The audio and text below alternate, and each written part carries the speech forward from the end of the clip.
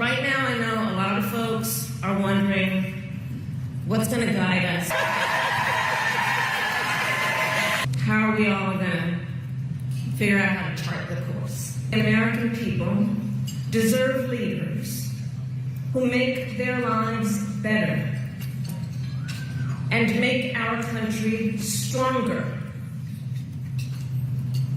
But sadly, we have seen quite the opposite over these past few months. Now, I know tonight's event happens to coincide with the 100 days after the inauguration, and I'll leave it to others to give a full accounting of what has happened so far. But I will say this. Instead of an administration working to advance America's highest ideals, we are witnessing the wholesale abandonment of those ideals.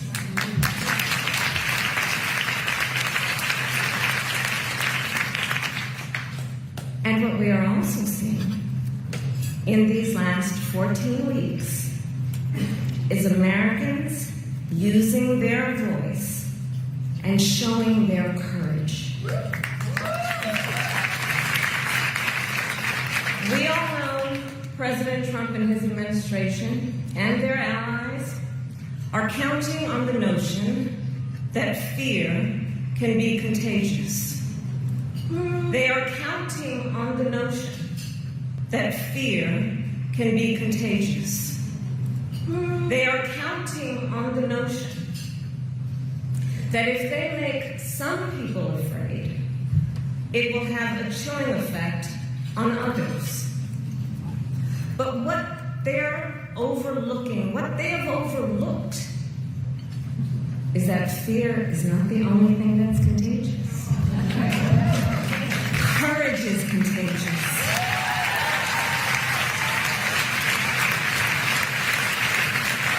The courage of Americans who are banding together in the face of the greatest man-made economic crisis in modern presidential history. Americans across the political spectrum who are declaring that the president's reckless tariffs hurt workers and families by raising the cost of everyday essentials, devastate the retirement accounts that people spent a lifetime paying into, and paralyze American businesses, large and small, forcing them to lay off people, to stop hiring or pause investment decisions. The courage of Americans we are seeing who are rallying as Social Security officers to protect their hard-earned benefits. Of Americans who are speaking out to say, it is not okay to violate court orders. Not okay. Saying it is not okay to detain and disappear American citizens or anyone without due process.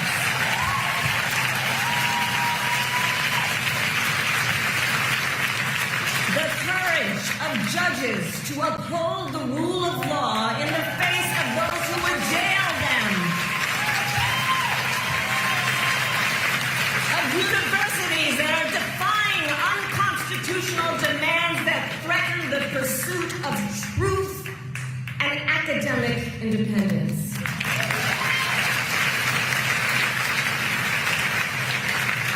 And I will tell you, the courage of all these Americans inspires me. And I have been inspired by the movements like the one in Wisconsin that put Susan Crawford on the Supreme Court. By the State of the People Power Tour that is aiming to ignite a grassroots movement to lift up voices and advance freedom and justice. And by leaders including congressional leaders like Cory Booker, Chris Van Hollen, Chris Murphy, Jasmine Crockett, Maxwell Frost, AOC, and Bernie Sanders. All who, in different ways, have been speaking with moral clarity about this moment.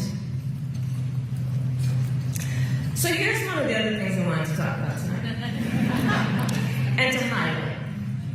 So look, some people are describing what's been happening in recent months as absolute chaos. And of course I understand why. And it's certainly true of those tariffs. Tariffs that, as I predicted, are clearly inviting a recession. But friends, please let us not be duped into thinking everything is chaos. I know it may feel that way, but understand what we are in fact witnessing is a high-velocity event where a vessel is being used for the swift implementation of an agenda that has been decades in the making. An agenda to slash public education. An agenda to shrink government and then privatize its services. All while giving tax breaks to the wealthiest among us. By the way, an agenda that is not lowering costs. Not making life more affordable, and not what they promised. It's an agenda, a narrow, self-serving vision of America, where they punish truth-tellers, favor loyalists, cash in on their power, and leave everyone to fend for themselves, all while abandoning allies and retreating from the world. And folks, what we are experiencing right now is exactly what they envisioned for America. Right now, we are living in their vision for America. But this is not a vision that Americans want. We are living in a moment when the checks and balances upon which we have historically relied have begun to buckle. And we here know that when the checks and balances ultimately collapse, if Congress fails to do its part, or if the courts fail to do their part, or if both do their part, but the president defies them anyway, well, friends, that is called a constitutional crisis. And that is a crisis that will eventually impact everyone. Because it would mean that the rules that protect our fundamental rights and freedoms, that ensure each of us has a say about how our government works, will no longer matter. And if that happens, the one check, the one balance, the one power that must not fail is the voice of the people.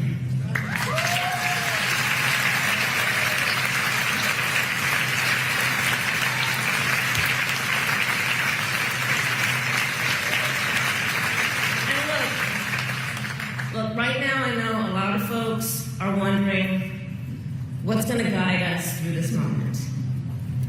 How are we all going to figure out how to chart the course? But that's not a reason to throw up our hands.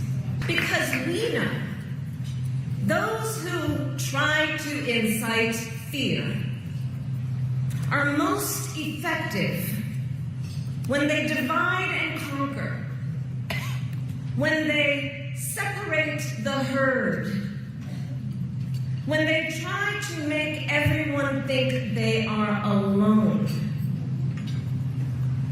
But in the face of crisis, the lesson is don't scatter. The instinct has to be to immediately find and connect with each other, and to know that the circle will be strong.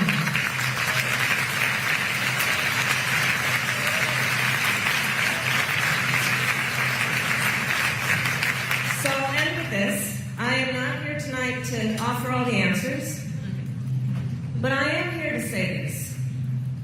You are not alone, and we are all in this together.